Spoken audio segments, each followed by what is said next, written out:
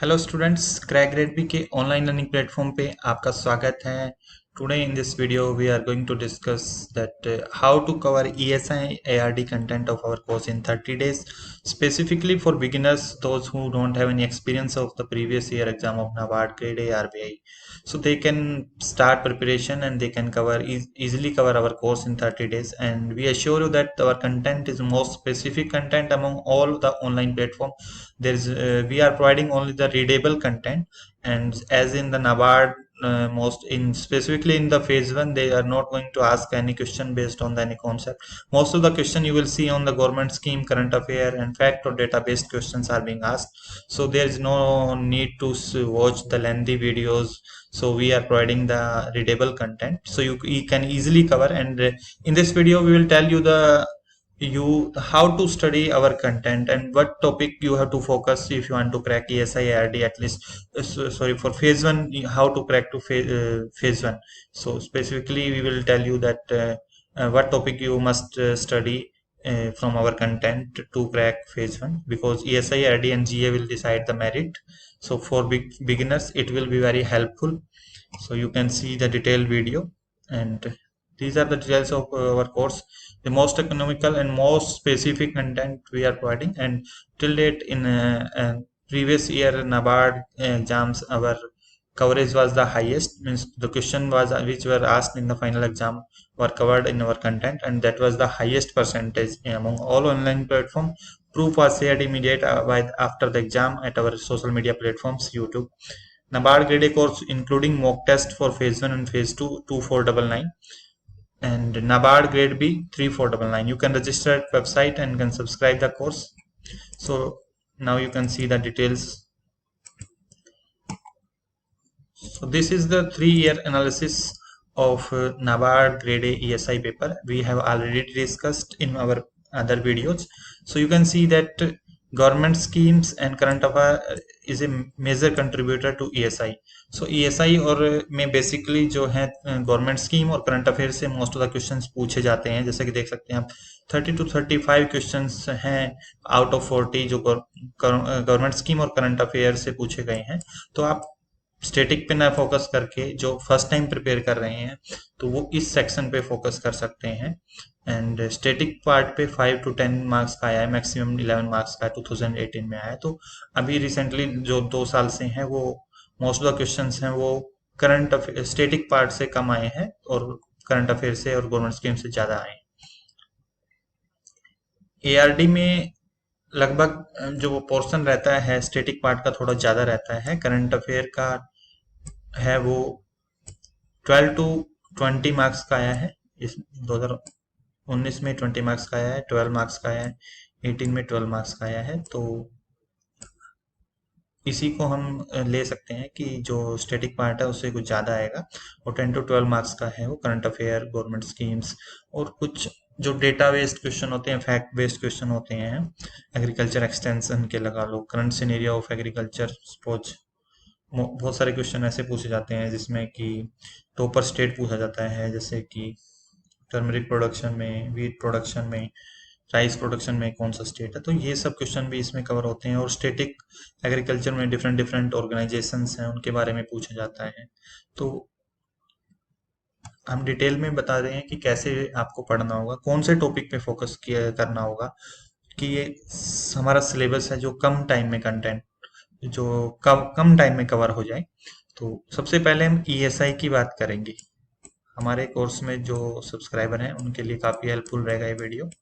सबसे पहले मैं उनको सजेस्ट करूंगा जो फर्स्ट टाइम प्रिपेयर कर रहे हैं कि उन्हें क्या करना चाहिए। सबसे पहले उन्हें करंट अफेयर और गवर्नमेंट स्कीम पे ही फोकस करना चाहिए, क्योंकि आप एग्रीकल्चर एंड रूरल डेवलपमेंट में भी देखेंगे तो मोस्ट ऑफ द क्वेश्चंस जो स्कीम्स में पूछे जाएंगे वो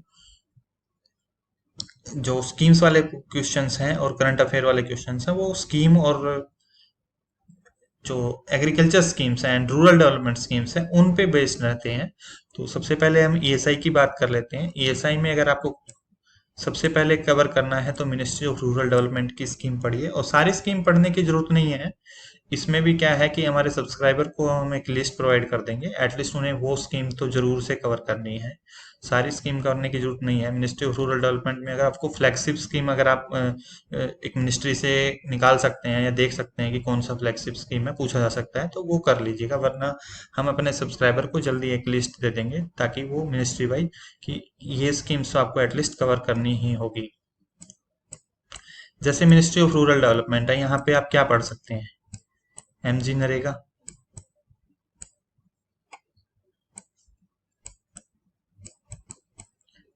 एमजी नरेगा है, एनआरएलएम है, एनआरएलएम के बाद है श्यामा प्रसाद मुखर्जी अर्बन मिशन है, दीनदयाल उपाध्याय ग्रामीण कौशल्य योजना है, प्रधानमंत्री आवास योजना है, प्रधानमंत्री ग्राम सड़क की योजना है। तो ये सब स्कीम है जो फ्लैगशिप स्कीम्स हैं, ये कर सकते हैं। और उनकी हिस्ट्री, इनसे पहले कौन सी स्कीम थी, मर्ज जो के बनी है। तो पुरानी स्कीम के बारे में ज़्यादा डिटेल में पढ़ने का जरूरत नहीं है, बस को आपको कॉन्सेप्ट पता होना चाहिए कि पुरानी स्कीम में क्या था, कब लॉन्च की गई थी। उसके बाद आता है ministry of agriculture and farmer welfare और fisheries and animal husbandry and dairying, इनकी सारी स्कीम्स कर लीजिएगा। और मोस्ट इम्पॉर्टेंट टॉपिक है ये एक्चुअली, जैसे कि एग्रीकल्चर और रूरल डेवलपमेंट हमारा सब्जेक्ट है, तो उसमें भी पूछी जा सकती हैं। तो ये ईएसआई में भी पूछी जा सकती हैं इस मिनी मिनिस्ट्री से। तो ये सारी स्कीम कर लीजिएगा इन दोनों मिनिस्ट्री की। हाउसिंग एंड अर्बन अफेयर है, जल शक्ति है, पंचायती राज इंस्टीट्यूशन है, एमएसएमई की स्कीम्स है, स्किल डेवलपमेंट एंटरप्रेन्योरशिप की स्कीम है, मिनिस्ट्री ऑफ फाइनेंस की है, मिनिस्ट्री ऑफ पावर की है, फूड प्रोसेसिंग इंडस्ट्रीज की है, ministry of new and renewable energy की है, ट्राइबल अफेयर्स की है, माइनॉरिटी अफेयर्स की है, लेबर एंड एम्प्लॉयमेंट की है, वुमेन एंड चाइल्ड डेवलपमेंट की है, मिनिस्ट्री ऑफ एजुकेशन की है, ministry of health and family welfare की। तो इन मिनिस्ट्रीज की स्कीम सबसे ज़्यादा इंपॉर्टेंट है। तो बाकी मिनिस्ट्री को आप स्किप कर सकते हैं, या हम एक लिस्ट देंगे जो उसमें जो भी इंपॉर्टेंट स्कीम्स जो एग्जाम के हिसाब से पूछी जा सकती हैं, तो एटलीस्ट वो जरूर कवर कर लीजिएगा। तो ये स्कीम को आप 9 दिन के अंदर टारगेट करके चलिएगा कि कवर करें। एटलीस्ट 2 मिनिस्ट्री की स्कीम एक दिन में करेंगे तो 9 दिन के अंदर हो जाएगी। क्योंकि कुछ मिनिस्ट्री हैं जिनमें कम स्कीम्स हैं, जैसे लेबर एंड एम्प्लॉयमेंट है, इसमें कम स्कीम्स मिलेंगे आपको। NRE new and renewable energy है, इसमें भी कम स्कीम है। मिनिस्ट्री ऑफ पावर में भी कम स्कीम्स हैं। फूड प्रोसेसिंग इंडस्ट्रीज में भी ज़्यादा स्कीम्स नहीं है। पंचायती राज इंस्टीट्यूशंस में भी ज़्यादा नहीं है। जल शक्ति में भी ज़्यादा स्कीम्स नहीं है। तो ये कंबाइन करके करेंगे तो 9 दिन में अप्रोक्सीमेट आप टारगेट करके चलिएगा कि ये स्कीम कर ली जाए। उसके बाद आता है करंट अफेयर। मैं एडवाइस करूंगा जो फर्स्ट टाइम अपियर कर रहे हैं, तो 4 से 5 मंथ से ज़्यादा का करंट अफेयर मत पढ़िएगा, क्योंकि करंट अफेयर काफ़ी ज़्यादा हो जाता है। ये भी पढ़ना है आपको। और budget, economic survey, report and indices जो पढ़ने हैं, इसको टारगेट करके चलिएगा कि आप 10 दिन में। जो ईएसआई एआरडी का करंट अफेयर है वो 4 to 5 मंथ का है, तो 4 मंथ का भी कर लेंगे तो काफ़ी है फेज 1 के लिए ईएसआई एआरडी का। और हम कंटेंट में सब कुछ कवर कर रहे हैं, आपको कहीं और से रेफर करने की जरूरत नहीं है। हम पीआईबी भी कवर कर रहे हैं, कुरुक्षेत्र मैगजीन भी कवर कर रहे हैं, हम योजना मैगजीन भी, रेफरेंस वेबसाइट्स हैं, आरबीआई वेबसाइट्स हैं, सेबी वेबसाइट है, सब जो भी एग्जाम के हिसाब से इम्पोर्टेंट है वो हम कवर कर रहे हैं। और न्यूज़पेपर्स भी कवर कर रहे हैं। तो आपको कोई करंट अफेयर के लिए इधर उधर, ईएसआई और एआईडी के करंट अफेयर के लिए इधर उधर से कहीं से भी रेफर करने की जरूरत नहीं है। बजट में एडवाइस करूंगा अच्छे से कर लीजिए जो फर्स्ट टाइम अपेयर कर रहे हैं। इकोनॉमिक सर्वे अगर आप स्किप करना चाहें तो कर सकते हैं, बट देयर इज चांस है कि यहाँ से भी क्वेश्चन पूछे जा सकते हैं। तो इसलिए मैं इसमें आपको, जो फर्स्ट टाइम अपेयर कर रहे हैं उनके लिए, जिनके पास टाइम नहीं है, अभी प्रिपरेशन स्टार्ट किया है, तो उनको मैं एडवाइस दूंगा। क्योंकि इकोनॉमिक सर्वे में बहुत सारा डेटा है, बहुत डिफिकल्ट रहता है डेटा को याद रखना। क्योंकि आप करंट अफेयर में भी डेटा पढ़ना होगा, आपको स्कीम्स के अंदर भी डेटा पढ़ना होगा, बजट के अंदर भी डेटा है, रिपोर्ट इंडिसेज में भी डेटा है, फैक्ट्स रहते हैं। तो बहुत डिफिकल्ट होता है सब डेटा याद करना। तो कुछ चीज़ें में क्या होता है कि जो बहुत ज़्यादा डेटा होता है तो कहीं पर हमें स्किप भी करना होता है, क्योंकि किसी भी स्टूडेंट के लिए पॉसिबल नहीं है कि सारा डेटा याद रखें। तो इसमें आप एक तो जो जीडीपी रिलेटेड फिगर्स हैं उसको याद रख सकते हैं, और एक एग्रीकल्चर और फूड से रिलेटेड, एनिमल हस्बेंड्री से रिलेटेड जो भी चैप्टर है वो पढ़ सकते हैं। बाकी को आप एक बार के लिए छोड़ सकते हैं। जो फर्स्ट टाइम है, जिनके पास टाइम की कमी है, उनको मैं एडवाइस करूंगा। तो रिपोर्ट इंडिसेस जो है, हमारी लेटेस्ट वाली रिपोर्ट्स हैं 2021 वाली, वो कर लीजिएगा। और ईओडीबी जो ease of doing business report है, वो पुरानी वाली भी कर लीजिएगा। और रिपोर्ट्स में लेटेस्ट वाली रिपोर्ट, जो रिपोर्ट 2021 में डॉक्यूमेंट्स है, उसमें स्पेसिफिकली नीति आयोग का एसडीजी इंडेक्स बहुत इंपॉर्टेंट है, पूछा जा सकता है एग्जाम में। और दूसरा है, दो इंडेक्स आए थे, ईज ऑफ लिविंग इंडेक्स और municipal municipal corporation related index, दो इंडेक्स आए थे। तो ये ministry of housing and urban affairs के द्वारा, तो ये दोनों इंडेक्स आप इस रिपोर्ट में मिल जाएंगे आपको, इस रिपोर्ट डॉक्यूमेंट में। और एक ह्यूमन डेवलपमेंट इंडेक्स जो रिसेंटली आया था, ग्लोबल जेंडर गैप, ये रिपोर्ट से काफ़ी इंपॉर्टेंट है, तो आप ये कवर कर लीजिएगा। एफडीआई के फिगर्स हैं, इंडिया के रिपोर्ट्स में दिए गए हैं, जीडीपी के फिगर्स हैं वो रिपोर्ट में दिए गए हैं, जीडीपी रिलेटेड रिपोर्ट्स हैं। तो उसमें ज़्यादा नहीं दिया गया है, IMF, world bank, UN, ADB और इनका ही दिया गया है। तो इनका जो जीडीपी प्रोजेक्शंस है वो याद जरूर कर लीजिएगा, क्योंकि पूछा जाता है एग्जाम में। तो ये सब आपको टारगेट करना है 10 दिन में, तो ये डिवाइड कर लेना है। जैसे आप मान लो 2 दिन में एक मंथ का करंट अफेयर कर रहे हो, तो 4 महीने का करंट अफेयर 8 दिन में हो जाएगा। एक दिन में बजट इकोनॉमिक सर्वे कर सकते हैं, एक दिन में रिपोर्ट एंड इंडिसेज कर सकते हैं। इसके बाद जीए की बात करें तो जीए आप कर सकते हैं, जिनके पास टाइम का इश्यू है वो 3 मंथ के लिए जा सकते हैं। और जैसे कि आरबीआई में 5 महीने तक का पूछा गया था, तो अगर आप के पास समय है तो आप 4 मंथ का भी कर सकते हैं। बट आरबीआई में 2 शिफ्ट में था और 80 क्वेश्चन थे, यहाँ पे 20 क्वेश्चन पूछे जाएंगे सिर्फ, और एक ही शिफ्ट में पेपर होने की उम्मीद है, क्योंकि सेंटर्स काफ़ी ज़्यादा हैं ड्यू टू कोविड। तो एक ही शिफ्ट में चांस लग रहा है कि एक ही शिफ्ट में पेपर होगा। तो इसलिए मैं आपको एडवाइस करूंगा कि आप जीए है वो 3 मंथ्स के लिए ही जाएं, और बहुत ज़्यादा जीए पढ़ने की जरूरत नहीं है। तो ऐसा सोर्स सेलेक्ट करें जिससे कम समय में, मतलब एक सेलेक्टिव जीए पढ़ा जाए। ऐसा नहीं है, कुछ सोर्स रेफर करते हैं तो बहुत बल्कि होता है, 250-300 पेज के भी पीडीएफ्स होते हैं, तो वो आई विल नॉट एडवाइज। जो फर्स्ट टाइम अपेयर कर रहे हैं उनके पास टाइम का इशू रहता है। और अब हम बात करते हैं ईएसआई में स्टैटिक पार्ट में क्या पढ़ा जाए, तो मैं यही कहूँगा स्टैटिक पे ज़्यादा टाइम वेस्ट नहीं किया जाएगा, स्पेसिफिकली ईएसआई के लिए। तो ईएसआई में जो चैप्टर पढ़ने हैं आपको, वो 4 दिन का ही टाइम को स्पेंड करना है इसके ऊपर। नेशनल इनकम, जीडीपी के बेसिक कॉन्सेप्ट, डेफिनेशंस पता होनी चाहिए आपको, क्या होता है जीडीपी, ग्रोस नेशनल प्रोडक्ट क्या होता है, नेट नेशनल प्रोडक्ट क्या होता है, जीडीपी डिफ्लेटर क्या होता है। तो इस तरह की डेफिनेशन पूछी जा सकती है, तो ये आप इजीली कवर कर सकते हैं हमारे कंटेंट से।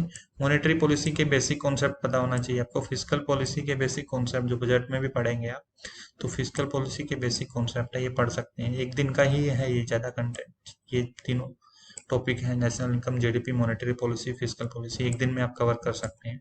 और मॉनेटरी पॉलिसी सिलेबस में नहीं दे रखा है, बट मॉनेटरी पॉलिसी आप आरबीआई की जो मॉनेटरी पॉलिसी है उसके बारे में पढ़ सकते हैं, कि सिर्फ specifically MPC, monetary policy committee, और जो डिफरेंट डिफरेंट रेट्स है, रेपो रेट है, रिवर्स रेपो रेट, इनका बेसिक आइडिया ले सकते हैं। क्योंकि कई बार क्वेश्चन पूछ लिया जाता है, poverty elevation and employment generation in India, इसका मीन्स पोवर्टी एलिवेशन से रिलेटेड जो कंटेंट है इसमें हमने दिया है, मेनली जो डिफरेंट डिफरेंट कमेटी बनाई गई थी poverty basket, means poverty line को डिफाइन करने के लिए, तो उसके बारे में पढ़ लेना है आपको। एम्प्लॉयमेंट जनरेशन से रिलेटेड जो है वो हम स्कीम्स में कवर कर रहे हैं मेनली। यहाँ पे टाइप्स ऑफ एम्प्लॉयमेंट दिया गया है स्टैटिक पार्ट में, तो वो सब डेफिनेशन पढ़ लेना है आपको। इन्फ्लेशन में टाइप्स ऑफ इन्फ्लेशन पढ़ना है आपको, पॉपुलेशन ट्रेंड्स में specifically socio economic caste census पढ़ना है। तो ये सब ज़्यादा टाइम नहीं लगेगा, आप इजीली कर सकते हो। सोशो इकोनॉमिक कास्ट सेंसस पे जनरली ये क्वेश्चन पूछा जाता है, सेंसस से ज़्यादा चांस है कि सोशो इकोनॉमिक कास्ट सेंसस पे आएगा, तो सेंसस को आप पढ़ लीजिएगा, बट स्किप भी कर सकते हैं। But socio economic caste census को मैं एडवाइज नहीं करूंगा कि आप स्किप करें। तो जिनके पास टाइम है वो पढ़ सकते हैं, सेंसस भी पढ़ लीजिएगा, but socio economic caste census पे ज़्यादा फोकस करिएगा। और डाटा रिलेटेड क्वेश्चन ही पूछा जाता है। Non institutional and institutional agencies in rural credit, rural banking, financial institution in India, तो इसमें मैंने चैप्टर जो अपलोड किया हुआ है, फाइनेंशियल इंस्टीट्यूशन इन इंडिया, एक चैप्टर है, वो इजिली कवर किया जा सकता है। उसमें ज़्यादा डिटेल्स में नहीं जाना है, बस उसके इंस्टीट्यूशन के बारे में, जैसे सेबी के बारे में पढ़ रहे हैं तो ब्रीफ आइडिया होना चाहिए, नाबार्ड के बारे में, आरबीआई के बारे में। और उसके बाद 2 चैप्टर हमने डाले हुए हैं, fine this rural banking and financial institution in India, इसमें मेनली हमने फाइनेंशियल इंक्लूजन का चैप्टर अपलोड किया गया है, तो उसको अच्छे से पढ़ लेना। उसमें स्पेसिफिकली रूरल बैंकिंग से रिलेटेड डिफरेंट डिफरेंट स्कीम्स हैं जो गवर्नमेंट ऑफ इंडिया ने स्टार्ट की थी, जैसे लीड बैंक स्कीम है, space service area approach scheme है, प्रायोरिटी सेक्टर लैंडिंग गाइडलाइंस है, केसीसी है, interest subvention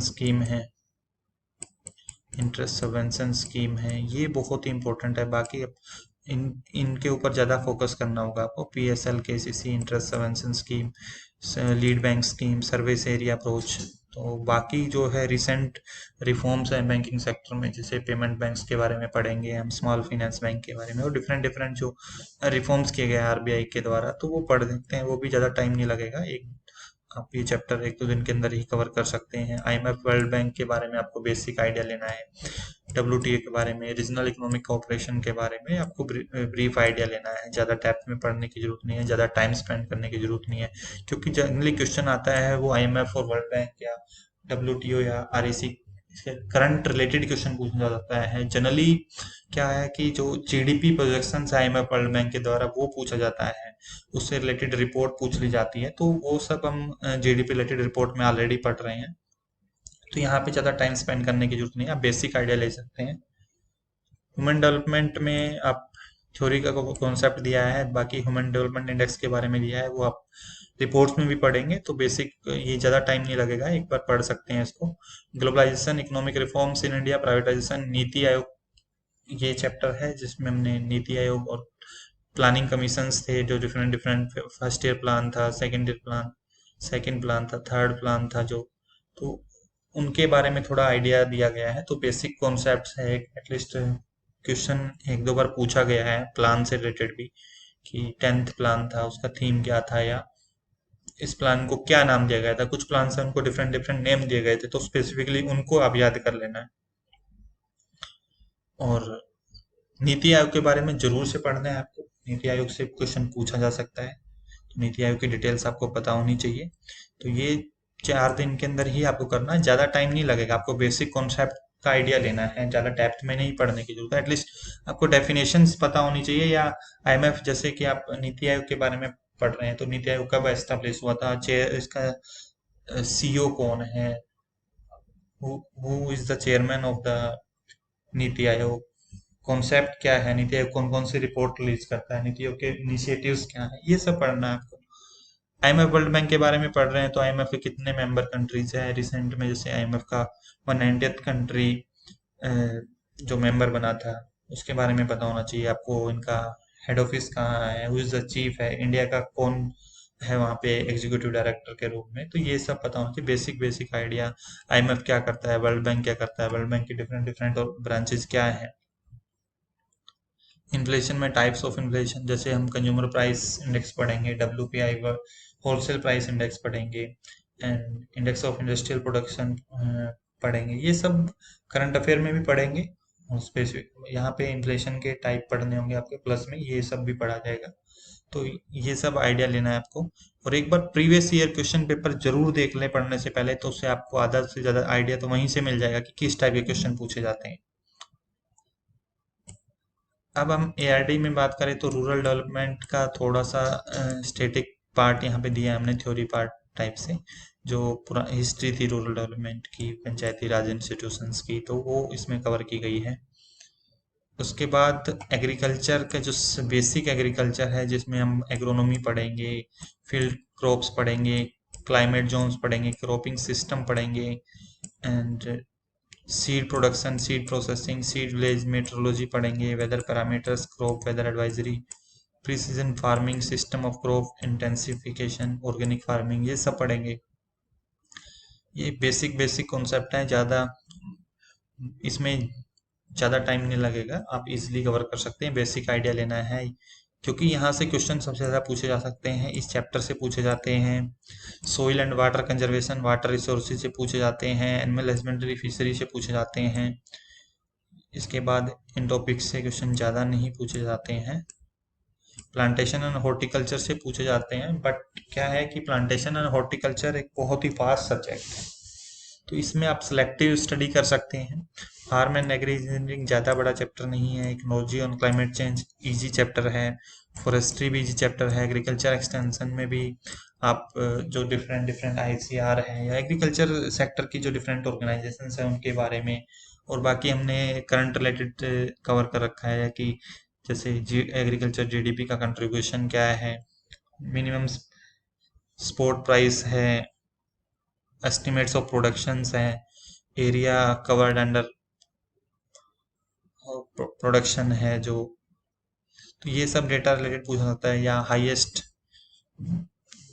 rice producing state कौन सा है, highest wheat products producing state कौन सा है, वेजिटेबल्स किस स्टेट में सबसे ज़्यादा प्रोड्यूस होती है, तो इस तरह का जो डेटा है वो agriculture extension and current scenario of agriculture से रिलेटेड है, तो वो इसमें हमने कवर किया है। वो बहुत इंपॉर्टेंट है, बहुत सारे क्वेश्चन पूछे जा सकते हैं उससे। एनिमल हस्बेंड्री फिशरीज भी बहुत आपको अच्छे से करना है, soil water conservation, water resources, तो इन टॉपिक्स पे तो सबसे ज़्यादा फोकस करना है। उसके बाद farm engineering, farm and agri engineering, ecology and climate change, ये इजी है, इजीली कवर किए जा सकते हैं। अगर आप स्किप करना चाहो तो जो फर्स्ट टाइमर हैं, जो नहीं इतना टाइम है उनके पास प्रिपेयर करने का, तो इसको स्किप कर सकते हैं, क्योंकि बहुत सारे क्वेश्चन है और उसमें कुछ कुछ चीज़ें पढ़ सकते हैं जो आप इजीली रिमेंबर कर सकते हैं, डेफिनेशंस है वो पढ़ सकते हैं, और कुछ पार्ट इसमें इजी भी है प्लांटेशन एंड हॉर्टिकल्चर में, तो मैं यही एडवाइस करूंगा वही पढ़ सकते हैं आप, बाकी को स्किप कर सकते हैं, क्योंकि बहुत सारा कंटेंट होता है, तो एक स्टूडेंट के लिए या जो फर्स्ट टाइम अपेयर कर रहा है उनके लिए बहुत डिफिकल्ट होता है। तो हमने इस हिसाब से प्रिपरेशन करनी होती है कि हम एग्जाम को एटलीस्ट फेज 1 को निकाल लें। फेज 2 में एक्चुअली क्या है कि सब्जेक्टिव है, तो आप टाइम को मैनेज कर सकते हैं। 50% अगर आपका ऑब्जेक्टिव आएगा तो 50% सब्जेक्टिव है, तो आप फिर सब्जेक्टिव में अच्छा स्कोर करके ऑब्जेक्टिव में भी कम स्कोर कर रहे हैं तो आपके चांस बन सकते हैं। तो इसलिए मैं यही एडवाइस करूंगा, और जो सब्जेक्टिव है वो बाद में भी कवर किया जा सकता है, बस थोड़ा हार्ड वर्क करना होगा। तो यही एडवाइस करूंगा कि आप इसमें सिलेक्टिव स्टडी कर सकते हैं प्लांटेशन और हॉर्टिकल्चर में, बाकी टॉपिक्स को अच्छे से पढ़ लीजिएगा क्योंकि बहुत सारे क्वेश्चन आने की संभावना रहती है। और जहाँ पे भी आपका आप डेटा को याद नहीं रख सकते हैं, आपको लग रहा है जहाँ पे भी कि बहुत डिफिकल्ट हो रहा है डेटा, क्योंकि बहुत सारा डेटा पढ़ना है, मैंने आपको पहले भी बताया था कि स्कीम्स में पढ़ेंगे आप, करंट अफेयर में पढ़ेंगे, बजट में पढ़ेंगे, इकोनॉमिक सर्वे में पढ़ेंगे, रिपोर्ट्स में पढ़ेंगे, तो हर जगह फैक्ट बेस्ड और डेटा बेस्ड क्वेश्चन है, तो जहाँ पे भी ऐसा लग रहा है आप याद नहीं कर सकते उस चीज को स्किप करके चलिएगा, और कोशिश करिएगा कि जो चीज़ आप याद कर सकते हैं एटलीस्ट वो आपको याद रहे, और उससे रिलेटेड कोई क्वेश्चन आता है तो आप ठीक कर पाए। और मेनली जो फर्स्ट टाइमर है मैं उनको फिर भी एडवाइस करूंगा कि schemes, current affair, budget, economic survey, इन पे ज़्यादा फोकस करिएगा, और जैसे मैंने बताया है सबसे पहले इन पे काम करिएगा। जैसे ईएसआई के स्कीम्स है, सबसे पहले ये कर लीजिएगा, फिर ईएसआई ऑलरेडी का करंट अफेयर है जो 4 से 5 महीने का, 4 महीने का शुरू में कर लीजिएगा, टाइम बचता है तो 5 महीने का। बजट, इकोनॉमिक सर्वे है, रिपोर्ट इंडिसेस है, ये कर लेंगे तो आधा सिलेबस आप 50% क्वेश्चंस करने लायक हो जाएंगे। ये तो जो स्कीम्स हैं ईएसआईआरडी के लिए, ये सारी जो स्कीम्स यहाँ पे मेंशन की है, प्लस में करंट अफेयर लास्ट 4 से 5 महीने का, बजट, इकोनॉमिक सर्वे, रिपोर्ट इंडिसेस, ये सब कर लेंगे तो एटलीस्ट आप 50% क्वेश्चन करने लायक हो जाएंगे। एंड एग्रीकल्चर के ये सब टॉपिक कर लीजिएगा। तो ये सबसे पहले ये जो पैटर्न मैंने बताया है इसी फॉलो करिएगा, सबसे पहले स्कीम्स करिए, फिर करंट अफेयर और बजट, इकोनॉमिक सर्वे को करिएगा, फिर ये स्टैटिक पार्ट पढ़ सकते हैं। ईएसआई का स्टैटिक पार्ट आप लास्ट में भी पढ़ सकते हैं, उससे पहले एआरडी का स्टैटिक पार्ट पढ़िए, और फिर लास्ट में अब अगर सितंबर फर्स्ट वीक में होता है तो 7 से 8 दिन आपके पास बचेंगे, तो आराम से रिवाइज कर सकते हैं। तो रिवाइज के लिए मैं यही बोलूंगा कि आप एआरडी का स्टैटिक रिवाइज करिएगा, करंट अफेयर और गवर्नमेंट स्कीम्स को रिवाइज करिएगा। ईएसआई का स्टैटिक पार्ट को मैं स्किप करने के लिए बोलूंगा, रिवीजन का टाइम नहीं ही बचता है तो आप मत करिएगा, क्योंकि 4 से 5 क्वेश्चन ही पूछे जाते हैं जनरली, और एआरडी का स्टैटिक पार्ट इम्पोर्टेंट है। और अगर आपको कोई भी प्रॉब्लम आती है प्रिपरेशन के दौरान, कोई भी डाउट है, तो आप हमें कांटेक्ट कर सकते हैं। हम 1-to-1 गाइडेंस भी प्रोवाइड कर रहे हैं स्टूडेंट्स को, और सबसे खास बात है कंटेंट ज़्यादा नहीं है, इजीली कवर किया जा सकता है, लेंथी वीडियोस नहीं है, रीडेबल कंटेंट है, क्योंकि क्वेश्चंस मेनली क्या है, fact based, data based, simple definition based पूछे जाते हैं। ऐसा नहीं है कि बहुत ज़्यादा कॉन्सेप्ट या इसमें कुछ समझने की ज़रूरत होती है, क्योंकि स्कीम्स कोई भी पढ़ के याद कर सकता है। वैसे ही जो एग्रीकल्चर का भी टेक्निकल पार्ट है उसमें भी जनरली क्वेश्चन जो पूछे जाते हैं वो फैक्ट बेस्ड, डेटा बेस्ड ही पूछे जा सकते हैं जाते हैं। तो आपको लेंथी वीडियो देखने के लिए मतलब की जरूरत नहीं है, क्योंकि उसमें कोई स्टूडेंट कर भी नहीं सकता है, क्योंकि इस इतना कम समय होता है कि लेंथी वीडियो का अगर आप